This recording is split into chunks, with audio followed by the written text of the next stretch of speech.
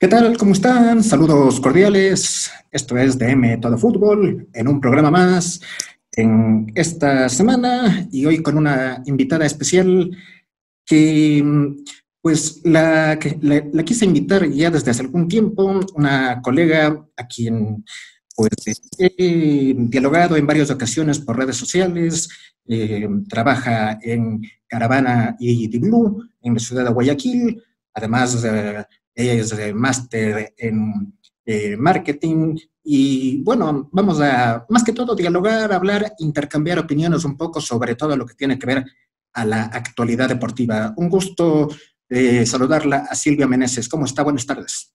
Hola David, ¿cómo estás? Buenas tardes con todos. Un gusto también poder estar en este espacio. Muchas gracias por la invitación. Esperemos que mucha gente se vaya sumando y bueno, también que vayan opinando, que lo puedan ver después en Facebook. Y nada, encantada, gracias por la invitación. Y bueno, siempre para mí es un gusto conversar de fútbol, así que aquí estamos. Bueno, actualmente pues el fútbol ecuatoriano pasa por algunas situaciones complicadas, como este tema que ha afectado al mundo entero en general, como eso de, lo de la pandemia que hizo que se paralice el torneo, también la situación que pasa en la Federación Ecuatoriana de Fútbol, pero ¿cómo llegar a una solución principalmente en el tema de la federación? ¿Por qué pudieron haber ocurrido estas situaciones? Mm, una federación que parecía al principio empezar bien y que ofrecieron un nuevo proceso, pero al final, ¿por qué se llegó a esto? Mira, yo creo que lamentablemente el fútbol ecuatoriano arrastra una herencia clientelista desde hace muchas décadas, eh, que con mucho dolor debo decir que no se la ha podido cortar. Eh, Creo que va de la mano con muchas causas. Si bien es cierto, creo que arrastramos mucho todavía de la época de Luis Chiriboga, eh, y luego, bueno, con Carlos Villasís no hubo cambios, más bien yo creo que incluso se retrocedió y hubo situaciones como las del bolillo que terminaron costándonos y nos siguen costando muy caras. Y luego esta nueva administración que llegaba con muy buenas intenciones, eh, me parece que llegaba muy bien avalada por lo que habían hecho como dirigentes de los clubes, tanto Francisco Egas como Jaime Estrada, el señor Deller, todos tenían un pasado importante y para mí eso les daba también mucho aval de poder manejar eh, una federación que lamentablemente aún no, no se han hecho los cambios a los estatutos que la FIFA tanto ha venido también trabajando, que de hecho, si no pasaba lo de la pandemia, tengo entendido que el 30 de marzo hubiese estado una delegación de la FIFA acá, eh, y que creo que desde el principio intentaron hacer las cosas diferente, cuando uno quiere hacer las cosas diferente y sobre todo cuando hay recorte de presupuesto, a muchos no les gusta, sobre todo cuando hay recortes administrativos, como fue el caso, ¿no? Tengo entendido que la mayoría del presupuesto de la federación se gastaba más en temas administrativos que en temas de fútbol. Y eso fue lo que trató de cambiar de entrada esa dirigencia. Y luego creo también que con el tiempo, a ver, creo que también el tema del director técnico comenzó a ser un punto de inflexión, empezando por lo del bolillo, tras una nefasta Copa América, el famoso piso 17, luego el tomarse tanto tiempo para encontrar otro técnico, las negativas, eh, y un directorio a ver, ojo, yo siempre resalto esto, ¿no? Que más allá de lo que puedan decir hoy, un directorio que estuvo unido y que al menos parecían estar de acuerdo, porque eso dice, incluso ambas partes han aceptado, ¿no? Que las actas y todo firmaron en su momento por lo que habían ellos mismos organizado de la interna, que era que el señor Estrada se encargue de todo lo que era el trato y manejo con los clubes y el señor Egas se iba a encargar de todo lo que era el tema selección, técnico, etcétera.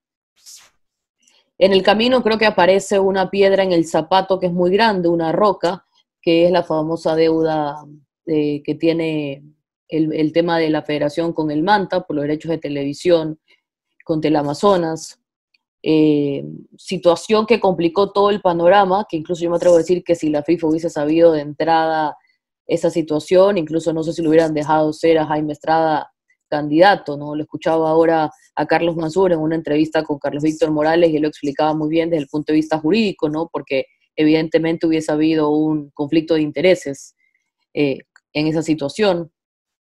Pero bueno, así creo que se fueron dando algunas rupturas. Eh, Insisto, creo que el tema pasa por no tener un marco legal garantista, sino un marco legal obsoleto, y a eso sumándose el clientelismo que siempre ha habido en temas dirigenciales. Al final del día, yo creo que aquí nadie puede lavarse las manos. Quizás unos tengan más responsabilidad que otros en diferentes temas o en diferentes ámbitos, pero creo que nadie puede decir yo no sabía, a mí no me dijeron. A mí me parece que llega un punto en el cual esas frases ya no caben, ¿no? Y es muy difícil de probar, además, que no sabían. Y, y hoy creo que pasando un poco ya a la pregunta de la solución, a ver, lo ideal sería llegar a una tregua, que ambas partes estén dispuestas a sentarse a conversar y ojo, no estoy diciendo que se hagan mejores amigos, porque cuando uno gobierna en un órgano colegiado no tienes que siempre estar de acuerdo en todo, ¿no? Pero siempre tienes que tratar de llevar la fiesta en paz, al menos buscando el interés común, que en este caso debería ser el fútbol ecuatoriano. Yo creo que a los ecuatorianos nos queda quizás un cierto sinsabor o mal sabor de boca, porque a veces uno se pone a pensar hasta qué punto de verdad estos dirigentes quieren el bienestar del fútbol, porque en cada declaración que hacen parece más un ataque de un lado al otro que en realidad que alguien esté pensando en el fútbol ecuatoriano, lo cual eso a mí sí me apena muchísimo, porque creo que si no empezamos por ahí es muy difícil encontrar una solución. Pero como decía, yo creo que el punto no está tanto en volver a ser amigos, porque creo que la relación está lo demasiado o ya muy rota para ello, pero sí creo que se puede, o deberían al menos, intentar llegar a un término en el cual puedan gobernar el tiempo que falta, teniendo la suficiente madurez, capacidad para tratar temas entre todos. Eso por una parte, en el caso de que la FIFA falle en el sentido de que no haya sanción para nadie, porque si la FIFA no sanciona ni a Egas ni a Estrada, el tema tiene que arreglarse a la interna. Y perdón. No, sí, decía que obviamente el tema en este caso tendría que solucionarse a la interna entre los dirigentes y como lo dice usted, pues esto llevaría a tratar de encontrar una tregua por el mismo fútbol ecuatoriano. Como lo dijo Francisco Egas hace unos días en la rueda de prensa que dio a conocer, pues estamos a 2 meses y algo más del arranque de las eliminatorias y no existe una estabilidad ni a nivel dirigencial ni a nivel selección. Entonces, esto complica al fútbol ecuatoriano en sí y sería bueno que se sienten las partes para llegar a un Claro, entendimiento. lo que pasa, David, es que de la forma en que yo lo veo es que, y respeto a quien opina diferente, lo que pasa es que yo lo veo de un punto de vista en el que, si bien es cierto, hay que esperar primero lo que resuelva la FIFA, eso va a ser determinante, pero también creo que el tiempo sigue pasando y en honor a ese tiempo y en honor a la premura que se tiene, no solamente por las eliminatorias, sino porque yo creo que la federación como institución debe seguir funcionando, eh, tienen que tratar de ver al menos cómo funciona en el día a día, llegando a una especie de acuerdo, de pacto de no agresión.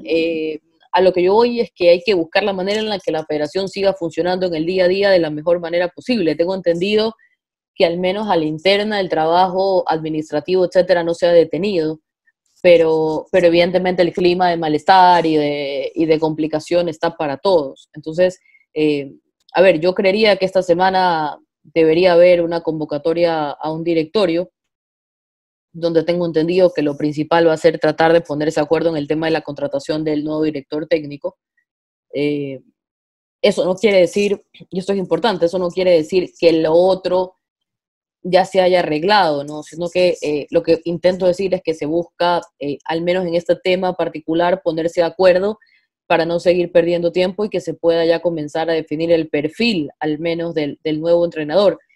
Porque acá también me gusta hacer una puntualización. La gente muchas veces cree que contratar a un técnico es de llamar y ya está, ¿no? Y decir, comencemos a negociar. Cuando en el mundo del fútbol, los representantes, los agentes, yo estoy segura que en este rato en la federación ya tienen que haber muchísimas carpetas, muchísimos currículos enviados por correo, tanto a Jaime Estrada como a Francisco Egas. Y es una situación complicada porque hoy, de cara a una nueva negociación, la FEF entra sin armas. O sea, esa es la realidad. Hoy la FEF es muy difícil que pueda imponer condiciones, sea el técnico que sea, me atrevería a decir que incluso a un técnico nacional, porque cualquiera que acepte sentarse a conversar va a intentar poner sus condiciones y va a intentar blindarse también en caso de que algo suceda, porque sabes que estás negociando con una institución en la cual no sabes qué puede llegar a pasar y que además viene de un antecedente ya de por sí difícil con Jordi Cruyff, ¿no? Entonces, yo creo que la gente también debe entender eso, ¿no? Porque muchas veces el público, y yo lo entiendo, presiona en ese tema y mira que yo me reía porque la gente se quejaba de lo que ganaba Jordi Cruyff y leía gente en Twitter que pedía a Bielsa. O sea, la gente no tiene idea de lo que está pidiendo, me explico. O sea, y yo los entiendo, insisto, como aficionados. Pero yo creo que cuando estás al frente de una institución como la federación, hay que aprender a no cometer los mismos errores. Ya se cometió el error de que prácticamente uno solo lo contrató al técnico y bueno, todo lo que se ha dicho. Yo creo que ahora todos están conscientes de que el técnico que se vaya a contratar tiene que ser aprobado, conocido y reconocido en todos los ámbitos por todo el directorio. Eso creo que sería lo ideal. Y bueno, como yo digo, yo creo que todos los escenarios nos los pondrá la FIFA de aquí en más. Si falla, como te digo, sancionando a uno de los dos, si falla sin sancionar a nadie, y en base a eso habrá que ver qué hacen también los que se sientan perjudicados, si es que acudirían o no al TAS, si es que hay la posibilidad o no. Pero yo creo sinceramente que hay que buscar al menos la manera de seguir trabajando en lo que se puedan poner de acuerdo. Porque caso contrario, el tiempo va a seguir pasando y los que perdemos somos todos como fútbol ecuatoriano, porque no solamente es la selección mayor, son las formativas, el fútbol femenino, las selecciones, la sub-20, los preparativos, la inestabilidad. O sea, yo creo que todos queremos al menos ya tener algo de estabilidad para de ahí recién pensar en la parte deportiva. A mí se me hace imposible ahora pensar en la parte deportiva o en un rendimiento o en un estilo de juego si ni siquiera sé qué va a pasar. O sea, creo que es complicado. Ahora, de lo que se ha visto, y no sé si usted tenga otro criterio, pero más o menos de lo que se ha visto en las opiniones tanto de Francisco Egas como de Jaime Estrada en relación a posibles técnicos, se habla de que Jaime Estrada pensaría más en un técnico que conozca el medio, que haya estado aquí, ¿no? Sin dar nombres específicos, pero alguien que conozca el medio. Y Francisco Egas, de lo que dio a entender en la rueda de prensa, pues habló de un técnico sudamericano que podría ser la opción, pero sí con una mayor trayectoria, ¿no? Es decir, que tal vez haya dirigido a otra selección en alguna otra oportunidad. Bajo su criterio, ¿cuál podría ser, sin nombres, insisto, sino por características, la mejor opción que hoy podría tener la selección? Un técnico sudamericano con experiencia, un técnico que conozca el medio, alguien que sea un técnico ecuatoriano. Mira, el tema de contratar un director técnico es muy difícil. Yo no quisiera estar en los zapatos de los dirigentes porque no solo contratas un director técnico, contratas un ser humano que viene con algunas cosas atrás, que normalmente viene con su cuerpo técnico, eh, que el tema económico siempre es problema, hay que decirlo porque es difícil ponerse de acuerdo, hay muchas cosas en las cuales hay que negociar, esos famosos contratos, pero más allá de eso yo creo a ver, la realidad es que el proyecto inicial de traer un director técnico y un director deportivo europeo con un proyecto a largo plazo, en ese momento habían los recursos para hacerlos. Lamentablemente hoy ha quedado en nada por diferentes circunstancias.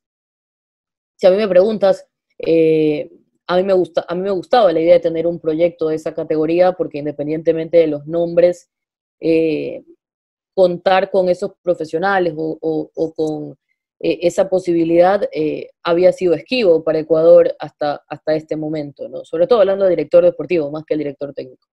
Pero dadas las circunstancias hoy, sobre todo de la crisis económica también y de cómo se ha dado la situación última, yo creo que hay que saberse adaptar a lo que hoy está pidiendo la federación, la selección, el fútbol a nivel mundial.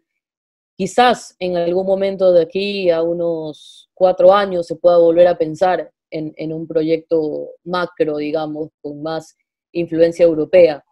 Eh, yo creería que hoy no se trata tanto de nacionalidades, sino de capacidades y que reúna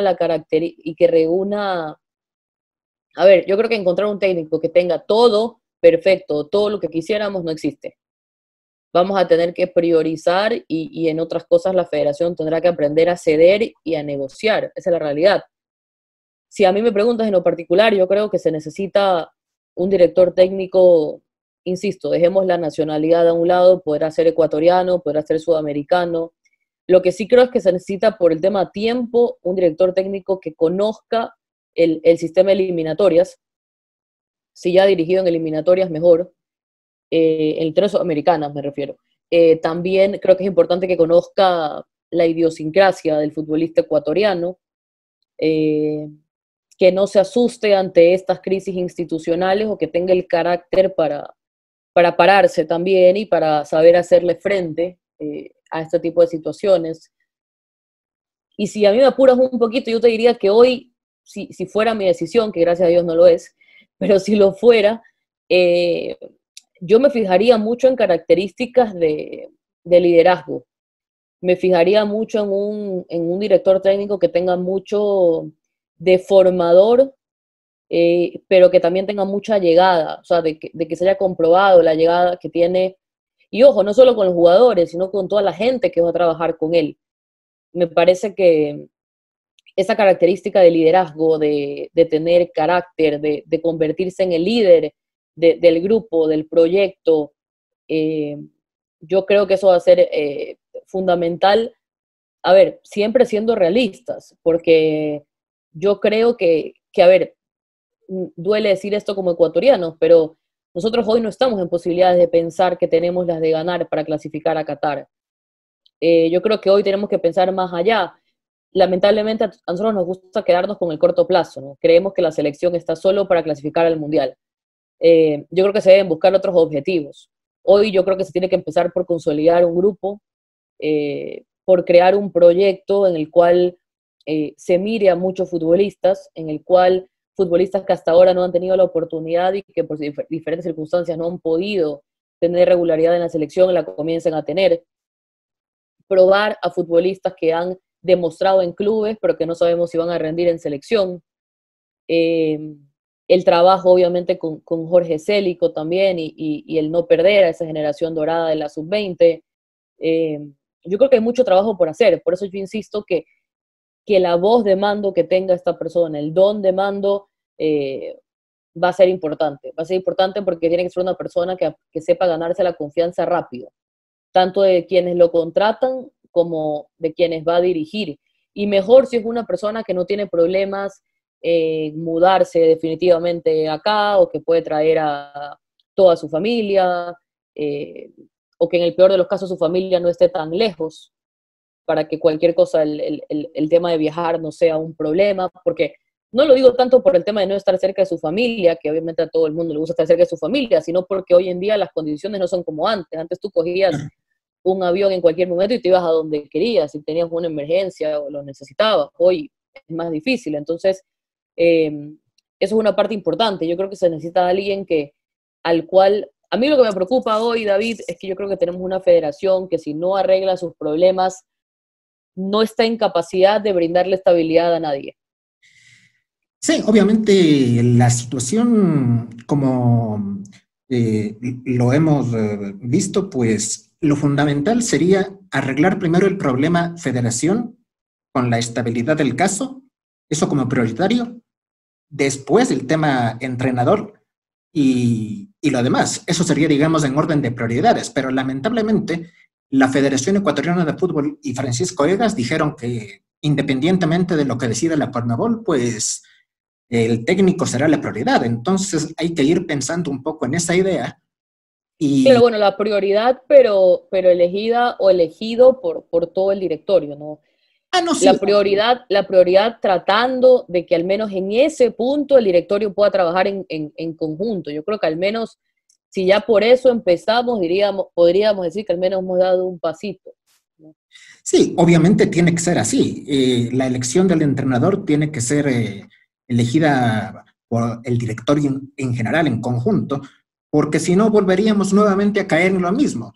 El caso de Cruyff, que fue un técnico del que muchos no estuvieron de acuerdo, en el directorio se criticó mucho la llegada de Cruyff, cómo llegó, el tema económico, en fin, y otra vez habría esta inestabilidad. Así que me parece que obviamente si el presidente Egas o Estrada quieren solucionar las cosas, tienen que hacerlas a nivel colectivo, con una opinión justamente de todos los dirigentes. No le veo otra salida. Yo creo que si al menos en el punto el director técnico no se ponen de acuerdo para ya comenzarlo a trabajar, va a ser muy difícil. Ahora, hablando un poco sobre esto de Liga Pro y que está su reinicio pues cerca, hoy se dio la fecha estimada para volver en caso de que no haya ninguna novedad sobre la situación actual. ¿Qué cambios ha notado de lo que era la organización de la Federación Ecuatoriana de Fútbol? Me refiero al ente Federación Ecuatoriana de Fútbol, a lo que hoy es Liga Pro en relación al campeonato local. ¿Ha habido algún cambio que uno pueda destacar en ese sentido?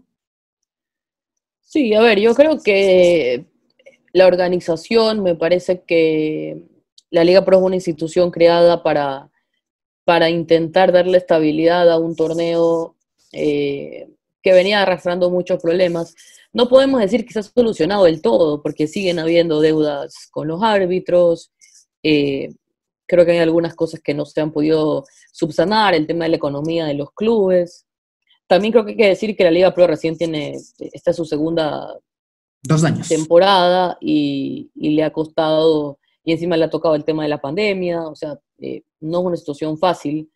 Eh, lo que sí creo es que la Liga Pro tiene que, y lo he dicho muchas veces, replantearse su gobernanza en el sentido de que o sea, está bien que es un órgano democrático y que los clubes al final sean los que decidan, pero yo sí creo que tiene que quedar muy claro qué aspectos tienen que ser o qué decisiones tienen que ser tomadas por un pleno de los clubes y qué decisiones tienen que ser tomadas ya sea por un comité ejecutivo, por una especie de directorio, porque me parece que a veces se cae en el error, al menos en mi concepto, de sociabilizar todo, de que los clubes decían sobre todo y es difícil porque sabemos cómo son los dirigentes de nuestros clubes acá.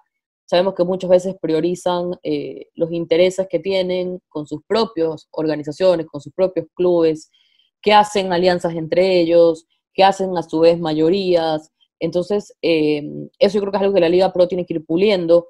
Estoy segura que lo pueden hacer. Creo que tienen mucha gente capacitada trabajando ahí y eso es importante. Creo que han armado un muy buen equipo profesional. Eh, Dicho eso, también creo que en el tema del protocolo lo han hecho muy bien. Yo lo he conversado muchas veces con mi buen amigo, con Luis Hidrobo, que tengo una muy buena relación con él, y creo que se sacaron el aire y lo hicieron de maravilla el protocolo. No le pedía favor al protocolo de ningún otro lado, realmente creo que ha sido excepcional.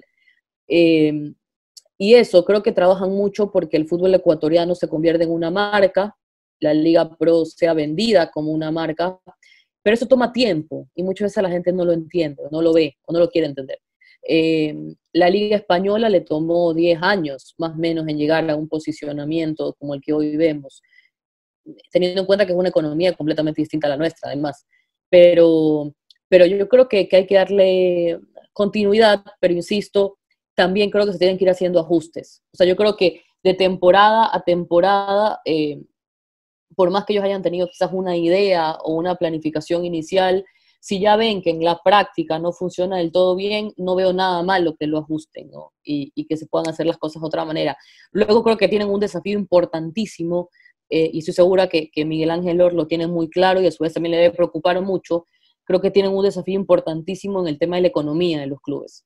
Que no voy a entrar o ahondar en las razones por las cuales están así, porque nos quedaríamos horas hablando de esto, pero que preocupa de cara a los años subsiguientes, ¿no? Porque ya hemos visto casos como el de Fuerza Amarilla, que la inestabilidad económica llega a tal punto que te perjudica a tu torneo deportivamente, ¿no? Yo nunca olvidaré cuando los jugadores de Fuerza Amarilla comenzaron a vender entradas previo a un partido, ¿no? Algo que no puede ser, simplemente no puede ser.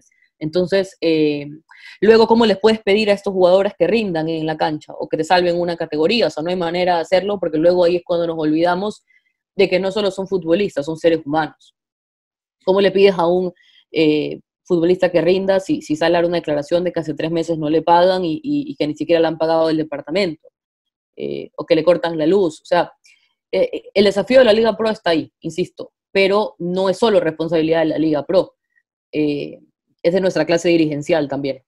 Es el manejo. Y ahí es donde tenemos problemas porque tenemos una clase dirigencial muchas veces no idónea en cuanto a la gestión, que de alguna manera se endeudan hipotecando el futuro del club, ¿no? Queriendo salvar el presente a toda costa, sin pensar en las consecuencias económicas que eso te puede traer. Entonces yo creo que por ahí está uno de los mayores desafíos de la Liga Pro. Sí, obviamente es el manejo que los dirigentes tienen que ser conscientes a la hora de darles a sus diferentes clubes y pensando no solamente como prioridad en conseguir los logros futbolísticos que se propongan, sino en darles la estabilidad económica también para que a futuro no sucedan cosas como las que ya han pasado con otros clubes. Sí, mira lo mal que está Olmedo, lo mal que está Deportivo Cuenca, y a pesar de estar así, van a empezar el torneo. El problema es que no sabemos cómo van a terminar. Y vamos a ver si en algún punto de este torneo, que ya de por sí va a ser irregular, y que yo insisto que va a ser muy diferente a lo que hemos visto. La gente cree que no, pero yo creo que los efectos de lo que estamos viviendo aún no lo hemos visto del todo y los vamos a ver cuando pase el torneo.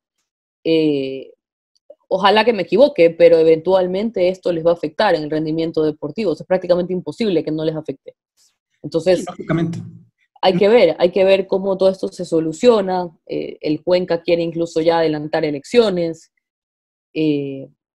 No sé, o sea, es preocupante si uno quiere ver el nivel del torneo en general, porque evidentemente si uno se queda con lo que hace en Barcelona, Emelec y Liga, eso es un torneo aparte. Y si ahí puedes meter, bueno, a Independiente, a Católica, que son equipos con estabilidad, a Orense, que pinta para tener muy buena estabilidad y estructura, pero luego viene una serie de equipos que tú no sabes qué va a pasar. Bueno, me olvidaba de Macará también, que luego me van a dar palo, pero tú no sabes qué va a pasar. No mira al mismo Nacional, un equipo al cual yo siempre lo he dicho que le tengo mucho cariño y no tengo ningún problema en decirlo, porque yo crecí con el Nacional de los 90, de principios del 2000, que daba gusto verlo jugar. Yo recuerdo mucho lo difícil que era para Emelec y para Barcelona enfrentar al Nacional. Si te traías un empate de Quito era prácticamente celebrado como un triunfo. Y la verdad es que daba gusto verlo. Y hoy míralo cómo está. Entonces, tenemos el caso del Deportivo Quito, ¿no? que todos nos lamentamos, pero lamentablemente era crónica de una muerte anunciada.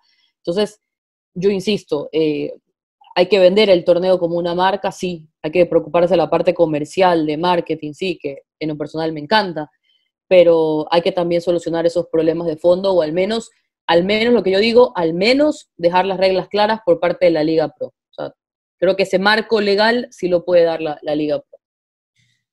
Justamente de esto último, de la parte de gestión de marketing, ¿no? Usted, que es una especialista en el tema y hablando de esto de Liga Pro, ¿qué cree que le puede hacer falta a la parte de marketing del torneo de Liga Pro? Por ahí algo para justamente tener una promoción similar a torneos que yo creo que incluso futbolísticamente hasta son inferiores al fútbol ecuatoriano, pero que al exterior se los conoce más. Bueno, yo creo que ahí tendría que ser también campañas ya muy específicas, ¿no? Campañas que reúnan a la Liga Pro con la parte turística, por ejemplo, de cara también a hacer alianzas, por ejemplo, con cadenas televisivas o cadenas en streaming, medios digitales que se vean en otros lados, que los puedas ir posicionando. Porque mira que en el poco tiempo que tiene la Liga Pro se ha ganado invitaciones importantes, lo han invitado a Miguel Ángel Lora a eventos importantes, al SoccerX, por ejemplo, que es uno de los eventos más importantes a nivel mundial. Entonces ya tenemos, o sea, yo creo que hemos logrado la atención, que era el primer paso, ¿no? El que la gente vuelva a ver a la Liga Ecuatoriana, pero luego, más que en el tema de marketing, que evidentemente es un pilar importante, pero hay que trabajar también mucho en la materia prima de cualquier liga, que son los futbolistas. Yo creo que Ecuador tiene que ya comenzar un proyecto desde las formativas para crear a verdaderos profesionales, no solamente pateadores de pelota. Porque si nosotros lo hacemos de esa manera, eventualmente esos chicos saldrán y quizás no vayan a ser los súper deslotados y los Messi, los Cristiano, pero van a llegar a tener regularidad en muchos clubes afuera y sobre todo van a ser profesionales. Y eso a su vez le va a abrir la puerta a otros ecuatorianos y la cadena va a ser sucesiva, el efecto, porque al final del día quizás, me he dicho no quizás, lo que se debería buscar es que contraten a los ecuatorianos por lo buenos profesionales que son, como pasa con otras nacionalidades, ¿no? Tú cuando contratas a un jugador alemán, a un jugador holandés, tú sabes que en el 90% de los casos va a ser un buen profesional. Evidentemente, como en todos, hay excepciones, ¿no? Pero te digo un poco como para poner la película amplia. Como un parámetro. Sí, yo creo que por ahí también tenemos que empezar a pensar en la materia prima, ¿no? Porque de nada sirve, no es que de nada sirve, al final del día tienes un gran espectáculo, todos los auspiciantes, etcétera, pero tienes que asegurarte también que todo lo que pase, o al menos hasta donde tú puedas, ¿no? Porque evidentemente el dirigente no se va a meter a jugar a la cancha, pero tratar de que ese espectáculo esté bien, de alguna manera, siempre bien organizado, que todos los detalles que dependan de ti los puedas cuidar hasta el final, quienes son los actores principales, saberlos promocionar bien, lo que tú decías, ¿no? Hay muchas ligas vinculadas con jugadores puntuales porque son las estrellas de esas ligas, o sea, también hay que saberlos vender aquí de esa forma. Y luego creo que esto es un año también de muchos retos para la industria publicitaria, marketera, un año de supervivencia, es un año muy difícil en el cual, sacrificando muchos recursos, creo que se va a tener que ser muy creativo, ver la manera como puedes activar esos patrocinios, ya que no vas a tener público en los estadios, vas a tener que ser muy creativo en lo que proyectas en los partidos a nivel televisivo, a nivel de los medios digitales, acompañarlo con campañas dirigidas a los hinchas, pero para que los hinchas se queden en la casa, y que a su vez ayuden al club también, ¿no? Al cual estás patrocinando. Yo creo que hay muchos desafíos, el problema es que es muy difícil la situación y es un 2020 de supervivencia antes que de ganancia. Y mira que mientras más nos demoremos en empezar el campeonato, más pérdidas económicas van a seguir habiendo. Ya el comercio publicó ayer un reportaje hablando de 70 millones de dólares en pérdidas, que es lo que se estima en la Liga Pro. Son cifras muy grandes para nuestra economía. Entonces, creo que la reactivación de la industria va a tener que ser, insisto, lo más pronto posible, ojalá que sí sea el 15, y sobre todo que se trate de ser muy creativo por parte de las marcas, de los clubes. Yo creo que los clubes no se tienen que descuidar en ese sentido, sobre todo los que tienen estadios propios. Eh, Hay que buscar la manera de sacarle ventaja. Veía en Alemania cuántas iniciativas, unas mejores que otras, pero todo eso se lo puedes vender a las marcas, ¿no? Entonces yo creo que hoy o te apoyas en eso o le va a seguir pasando lo que los auspiciantes se van a terminar yendo porque es muy difícil mantenerlos, ¿no? Sí, y bueno, llegando un poco al final y agradeciéndole por haber aceptado la invitación. No, yo encantada, me encanta hablar, como se habrán podido dar cuenta, así que tranquilos. ¿cómo decirle a la gente, cómo decirle al aficionado que la selección tiene que hacer un proceso de, como lo decía usted, tal vez unos 4 años, que no se piense en clasificar al siguiente mundial, sino en pensar tal vez para el 2026 y tener esa base de jugadores que hoy Ecuador los tiene a nivel de nombres, de jugadores jóvenes con los que se puede trabajar, pero no caer en lo mismo que hemos caído en muchas ocasiones. Hay una mala Copa América o hay un mal inicio de eliminatorias y el técnico sale, sea por la presión de la gente, sea por la presión dirigencial, pero el técnico sale. ¿Cómo evitar esto para el próximo proyecto?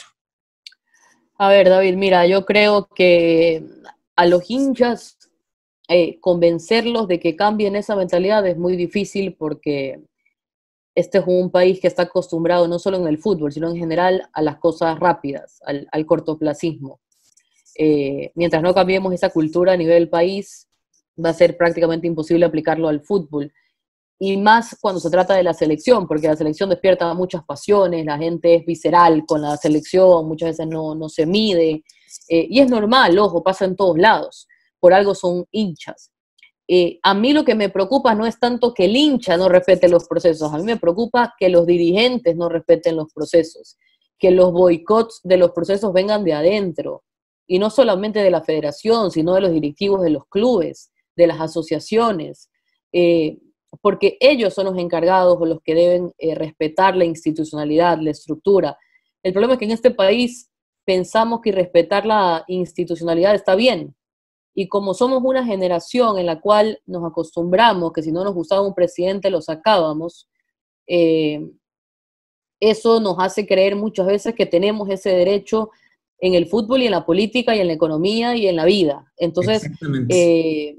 ahí tenemos un grave problema. Yo creo que mientras los dirigentes sepan cuál es el rumbo de ese proyecto y estén seguros de que por ahí es el camino a seguir, se debería mantener. Yo insisto, el hincha se va a subir a la camioneta que le convenga. O sea, si ve que la selección va ganando, todos estarán felices. Comienza a perder y todos criticarán. O sea, es un poco eso, ¿no? Y pasó en Perú, para poner un ejemplo muy cercano, con Gareca, ¿no? Cuando recién llegó, Gareca no es que empezó con el pie derecho y todo fue maravilloso desde el comienzo. Le tomó un trabajo importante de conocer al fútbol peruano, de conocer al futbolista peruano, de fijarse en los futbolistas jóvenes, en los que venían atrás, de ganarse el respeto de la Federación Peruana, de los otros entrenadores. Yo creo que además Gareca ha desarrollado algo que para mí es fundamental, por poner un ejemplo, que es el sentido de pertenencia con un país. Entonces, independientemente de su clasificación al Mundial, que evidentemente ha sido lo más importante para Perú, yo rescato mucho es la paciencia que le tuvieron al proyecto, al proceso.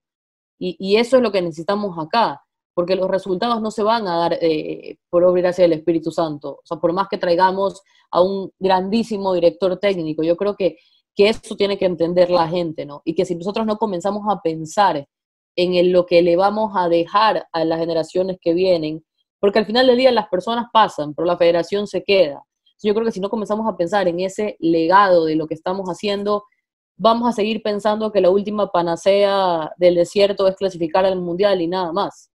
Y así nos seguiremos dando tumbos, porque pasa que mientras nosotros seguimos pensando así, las otras selecciones ya piensan diferente y tienen otros procesos y otra estructura. Entonces luego nos quejamos de por qué ellos clasifican y nosotros no, por qué a Perú le va bien en la Copa América y a nosotros no, por qué Colombia saca una cantidad de futbolistas impresionantes y nosotros no.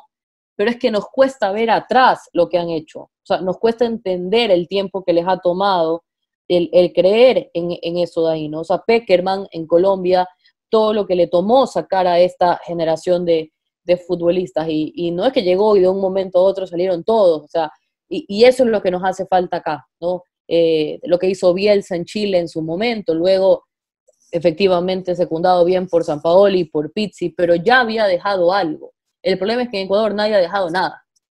Entonces, Y además, estamos de cero.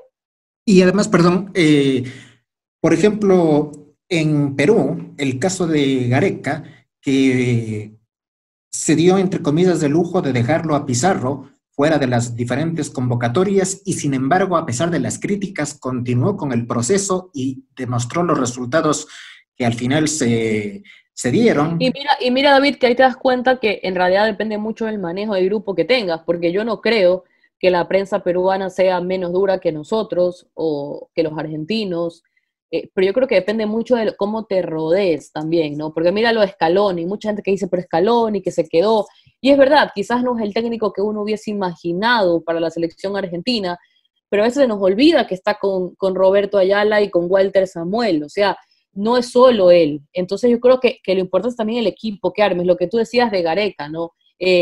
Tuvo el apoyo de la Federación Peruana, tuvo el apoyo de los clubes, eh, no le importó dejar afuera a estos grandes referentes, porque sabía que tenía que sacarlos si es que quería lograr lo que en verdad él se había propuesto, ¿no? E incluso él mismo lo ha dicho, que su objetivo no era clasificar a Rusia, sino a Qatar. O sea, era lo que se había puesto como meta y se dieron las cosas. Bueno, bien por ellos y muy bien merecido además, pero acompañado de un trabajo, me atrevería a decir que incluso a nivel país, no solamente a nivel fútbol, y eso es extremadamente importante. O sea, mientras nosotros no lo veamos acá así y los dejemos trabajar, sea quien sea el técnico, o sea, olvidándonos de si lo trajiste tú, lo traje yo, si sea el que sea el técnico de aquí en más, los resultados pueden estar. Mira lo que hizo Célico trabajando un año, que en realidad no es nada, con la selección sub-20, ¿no? Pero trabajando de verdad, y lo logró. O sea, las cosas se pueden hacer. El problema es que muchos de nosotros acá creemos que sabemos más que todos y creemos que la solución siempre está en sacar a la gente que no nos gusta, porque no me cae bien, porque ya nos ganó X, nos ganó Y. O sea, yo sinceramente hago un llamado a la gente que seamos muy realistas. Vamos a tener dos partidos dificilísimos de entrada en las eliminatorias, dificilísimos, pero no los querramos ver. Créeme que yo me doy, y la gente me dirá, no, que soy una negativa, fatalista, y no me importa, pero yo me doy por bien servida si de esos dos partidos sacamos un punto. ¿Ya? O sea, ojo, yo sería el más feliz si sacamos más, que la gente no entienda, no me malinterprete que después yo voy a decir, no, yo soy una fan de la selección y cada vez que jueguen los voy a apoyar 100%. Pero hay que ser muy realistas, que contra Argentina en Argentina es no difícil, dificilísimo sacar un buen resultado. Y no nos engañemos con lo que pasó en la última eliminatoria, por favor. Y en la vuelta contra Uruguay en Quito, claro que hay más chances, pero también es un partido difícil. O sea, no es el Deportivo Sacachispas. Es una selección que tiene más de 10 años trabajando con un mismo entrenador. O sea, y que tiene semejantes jugadores también, ¿no? O sea, yo creo que hay que tomar las cosas con la realidad. Luego ustedes me podrán decir que la culpa de que nos vaya mal es de todo el mundo, o sea, yo eso ahí no lo puedo discutir, pero yo insisto, yo creo, y lo dije incluso cuando iba a hacer la fecha en marzo, yo siempre dije, o sea, entre mis cálculos estaba perder en Buenos Aires y sacar al menos un punto con Uruguay, y si sacaban los tres con Uruguay, pues perfecto, ¿no? Si se lo podía aprovechar, pero, pero yo creo que ahora la situación además es más complicada todavía, bueno, esperando que el técnico llegue también lo más rápido posible y sabiendo que en septiembre va a haber fecha FIFA, que creo que nos puede ayudar muchísimo.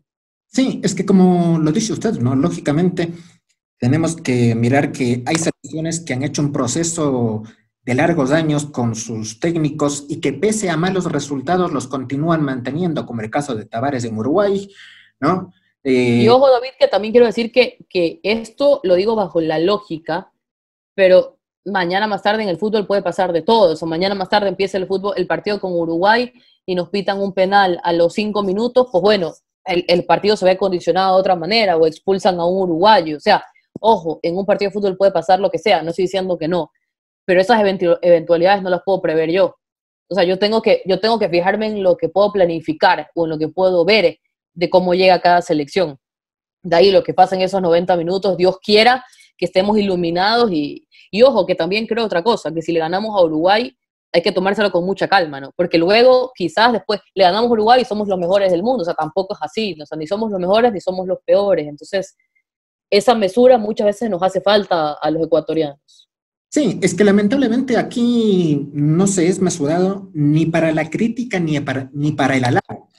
Cuando se consiguen resultados en los primeros partidos o algún resultado importante, se cree ya que la selección está para conseguir cosas. Sí, ya dice que estamos clasificados, la gente ya comienza a comprar pasajes a Qatar, o sea, nos pasó en Rusia y nos quedamos con el vestido puesto.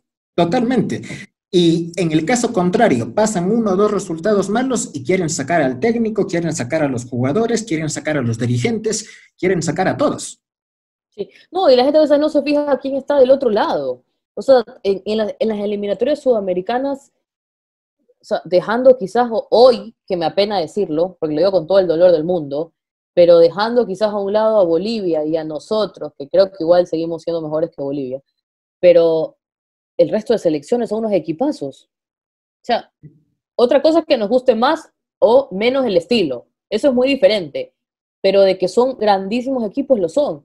¿Cómo los habrá afectado la para? ¿Cómo llegarán? Bueno, eso lo veremos cuando ya empiecen los partidos. Pero yo, insisto, eso no lo puedo prever ahorita. Yo tengo que hablar de lo que sea ahorita. O sea, si ahorita yo comienzo a hacer una lista de convocados de las otras selecciones, y no solamente por los nombres, sino por lo que han trabajado, evidentemente estamos en desventaja. O sea, la mayoría de selecciones ya tiene un 11, al menos de inicial. Entonces, creo que la gente tiene que ser muy realista. Ojo, no digo fatalista, porque luego que la gente malinterpreta todo, ¿no? Digo realista porque todo puede pasar y yo, insisto, seré la primera en gritar los goles y la primera en apoyar, pero creo que si algo hemos aprendido de todo lo que nos está pasando es a tener mesura y a no cometer los mismos errores. Sí, definitivamente la idea sería por lo menos llegar al 2021 con esa tranquilidad y un proceso corto de los dos primeros partidos iniciales y algo más de trabajo ya con el nuevo técnico para empezar un año. Y eh, teniendo argumentos, David, para poder analizar, porque en realidad hasta ahora no podemos analizar nada de trabajo. O sea, recién tenemos que esperar a ver cómo trabaja el nuevo director técnico. O sea, hoy por hoy no podemos decir nada de cómo va a jugar Ecuador, ni de qué trabajo va a hacer. Yo hoy no puedo analizar porque no existe ese trabajo.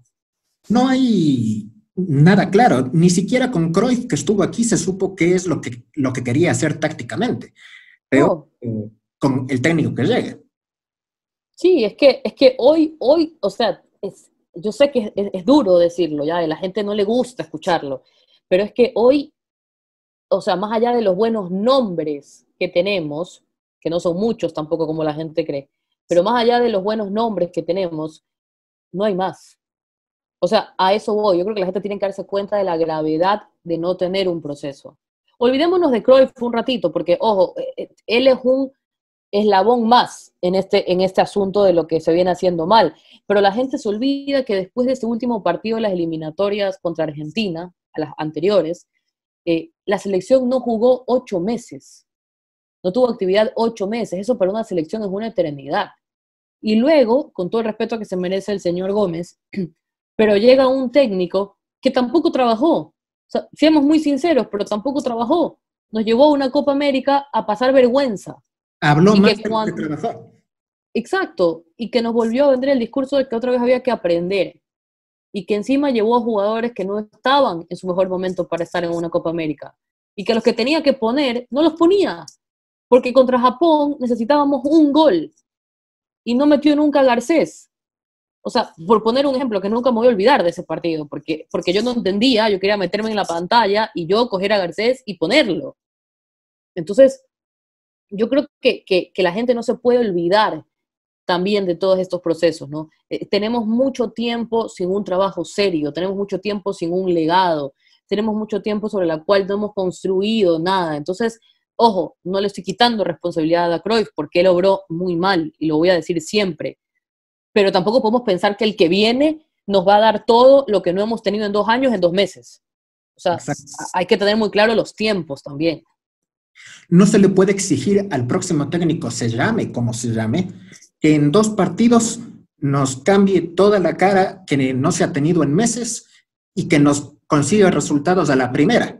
O sea, No, es que yo hasta me pongo en los zapatos de ese futuro, de esa futura persona muy valiente además, pero, pero tiene que llegar recién a conocer dónde está llegando también, ¿no? O sea, Y en ese conocer ya le va a tocar dirigir. Entonces, o sea, hay que tomárselo con calma. Tendrá el amistoso que va para septiembre, según dijo Francisco Egas, y lamentablemente volvemos a caer en lo mismo con el tema selección. Seguramente que si en el debut le va mal al técnico en el amistoso, también caerán las críticas en contra de él. Ya dirán que no era el indicado, que hubieran escogido a otro, o sea, y sea lo que sea. Pero ojo, también hay que ser muy claros, y aquí yo sin esto quiero ser claro. A mí, yo no tengo ningún problema que el director técnico sea ecuatoriano, yo insisto, para mí lo importante es la capacidad, pero también sepamos mucho que los ecuatorianos somos ecuatoriano mata ecuatoriano, lamentablemente, ¿no? Y estoy segura que sí, que a cualquier técnico le van a dar palo, pero le van a dar más palo si es ecuatoriano. Entonces, no nos vengamos a hacer tampoco los santos acá ahora porque no les voy a creer eso. O sea, estoy segura que si es ecuatoriano va a ser incluso peor si no le va bien. Entonces, el problema es que no nos medimos. Lo que tú decías hace un rato, somos de extremos, ¿no? O mucho halago o mucha crítica, pero no nos sentamos un rato a decir, a ver, ¿cuáles son los antecedentes de esto, no? ¿Qué pasó en esto? ¿Cuáles fueron los condicionamientos para esto, no? O sea, y eso nos hace falta muchísimo. Sí, y lamentablemente, pues en la situación actual de la federación, que tampoco ha habido No, un... pues es una olla a presión que solo sigue en ebullición. Entonces no ha habido la tranquilidad tampoco para analizar la situación, para decir, ok, nuestra posición actualmente como selección es esta, tenemos que hacer esto, el proyecto es este, ¿no? Ahora básicamente hay días para escoger el técnico, a lo mucho un mes exagerando, y después habrá que ver qué pasa. Lamentablemente se ha caído en esa situación por, como lo decía usted, culpa de unos, culpa de otros, eso ya queda muy aparte, pero lamentablemente estamos en esa situación. Y si a mí me preguntas, y para ir terminando, como tú dices, si a mí me preguntas, yo creo que yo ni siquiera podría analizar por completo el trabajo del nuevo entrenador en estas fechas del 2020 que se van a jugar. O sea, yo tendría que darle mínimo hasta mediados del próximo año, como para poder hacer un balance real, digo. No, no es que no voy a poder analizar en los partidos, pero me refiero si es que su proceso y su metodología y todo está funcionando.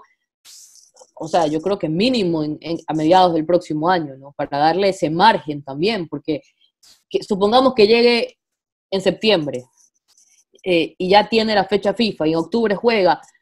O sea, yo este pobre Cristiano, por decirlo de alguna manera, yo no le puedo, o sea, yo cómo lo analizo en 3 meses para decirle, no, sabes que si estás haciendo bien o no estás haciendo bien. O sea, evidentemente hay aspectos que yo sí puedo decir, no, aquí debería corregir, o aquí tal cosa, o que ponga este, o que pruebe a este, pero luego hacer una evaluación total de su trabajo, me parece hasta injusto, Sí, con el que sea que venga, ¿no?